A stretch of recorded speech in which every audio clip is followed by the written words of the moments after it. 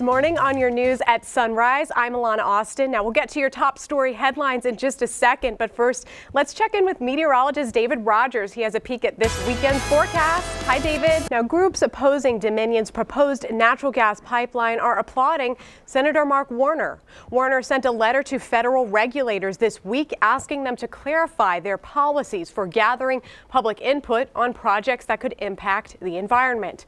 The Friends of Nelson group says Dominion may have rigged the comment sections in a recent scoping meeting. We also contacted Warner's office for a comment. His spokesperson says they will let the letter speak for itself. You can check that out at NBC29.com. Governor Terry McAuliffe has revealed his response to the bills just passed this year by the General Assembly. He's planning changes to some of the proposals and is vetoing others. Governor McAuliffe and his staffers took a month to review the 800 bills passed by the legislature this year. Friday, we heard a summary of his choices. It has been a great working relationship. The governor signed 733 bills into law, but at a press conference in Richmond, he explained his 17 vetoes and 50 amendments to bills. So, to me, this is very common sense. McAuliffe struck down 3 pro-gun bills, 6 redistricting ones, and also Delegate Rob Bell's so-called Tebow bill. We were very disappointed. After years of unsuccessful attempts, the Tebow bill failed. It would have allowed homeschooled children to play sports or participate in other activities in public schools. We've already started making plans to override the veto. It's a challenge given the votes. As for changes on major bills, the governor said he made technical amendments to the comprehensive campus sexual assault bills, but the specifics at this point are unknown. Delegate Bell sponsored one of those bills that sets up a response system in higher education. We obviously want to keep an eye on it, and I hope that they'll keep me in the loop as they go forward. McAuliffe also closed several loopholes in the omnibus political ethics reform bills. That applied to the controversial rules on gifts and travel for public officials. He suspects that discussion is not over. And I'll be honest, we have had a very long, tough debate. Now, the General Assembly reconvenes April 15th to respond to the governor's actions. If members get enough votes on certain bills, they can override the McAuliffe administration. An Albemarle school administrator resigned his post this week after being arrested. Former Assistant Director of Transportation William Dean is facing 5 charges in Fluvanna County, including selling drugs to a minor on school property. An Albemarle County spokesperson says Dean was arrested at Fluvanna County High School last Thursday. The spokesman says they never had a problem with Dean in the past. The Fluvanna County Sheriff's Office has yet to comment on the circumstances surrounding Dean's arrest. He's due in Fluvanna General District Court on April 7th. An early glimpse at Columbia Journalism Review's analysis on the controversial Rolling Stone article about rape at the University of Virginia is exhaustive and damning. A blog on Politico cites sources saying that the review offers a blunt indictment of Rolling Stone's reporting and its violation of journalism ethics. The article centers on a woman named Jackie who said she was brutally gang raped at Phi Kappa Psi. Large parts of this story have since been discredited, and the magazine has apologized for the discrepancies. The blog's author says the review was submitted to Rolling Stone this week, and a portion will run in the magazine's next issue.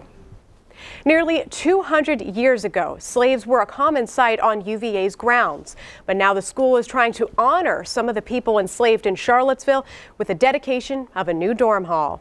The Gibbons House, as it will be called, is dedicated to William and Isabella Gibbons, a former slave couple who lived and worked for professors at the university for more than a decade. After emancipation, Isabella became one of the first black teachers at the Freedman School, now known as the Jefferson School, and William became a minister at Charlottesville's First Baptist Church on West Main Street. UVA historians say the school is only the second university they found that's named a building after former slaves.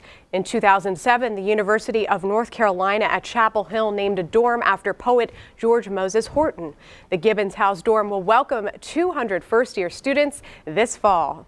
Some UVA researchers are trying to uncover new ways to help people caring for patients with Alzheimer's or dementia. The university's Memory and Aging Care Clinic is kicking off a new study of caregivers called Families. Trained counselors will hold multiple sessions with a variety of primary caregivers. Then they'll develop a custom care plan for each one. The ultimate goal is to reduce stress, ease depression, and improve the person's overall caregiving abilities. Researchers are currently enrolling caregivers who meet their criteria. Anyone interested in the Families program can visit NBC29.com for more information. An Albemarle County nursing home is proving prom isn't just for high school seniors. Trinity Mission had a special celebration on Friday. NBC 29's Jenna Dagenhart takes us to the party. The inaugural party at Trinity was such a big hit that many of the residents are saying they're already thinking about the next prom. Oh, won't that just be lovely to it's going to feel great. Get ready for Easter and the season. Right. And I think I'm kind of in a denial right now where I'm not really wearing as many layers as I should be because I just want it to be spring. Well, you know, it's coming. And normally when you get into the early days of spring, it's always a gradual process, but it looks like we are getting there. Well, thank you so much. We'll bear with it for now. Yeah. All right. And speaking of spring, some people are celebrating the start of spring with the purchase of a very special tree, especially here in Virginia. The Charlottesville Dogwood Festival set up at the Barracks Road Shopping Center Friday for its annual tree sale. Festival organizers, landscapers, and even the Dogwood Queen helped out. They sold 450 of the trees that will blossom with Virginia's state flower. Landscapers say the tree is native to the Commonwealth, so it's relatively easy to establish.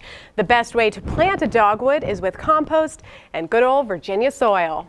President Obama has announced a new health initiative. The president said that drug-resistant bacteria pose a serious health threat to the nation. He said people take antibiotics for granted and have to learn how to use them properly. The president said we're fortunate to live in a period when antibiotics work, but it won't last unless action is taken. And new research out of Yale suggests the AIDS virus can spread and replicate in patients' brains shortly after becoming infected.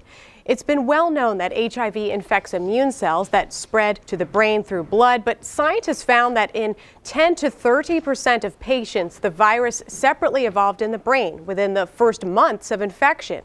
That means AIDS can later reinfect the body, even if it's eliminated from the blood and lymph node tissue. Experts say these findings confirm the importance of early diagnosis and treatment of HIV.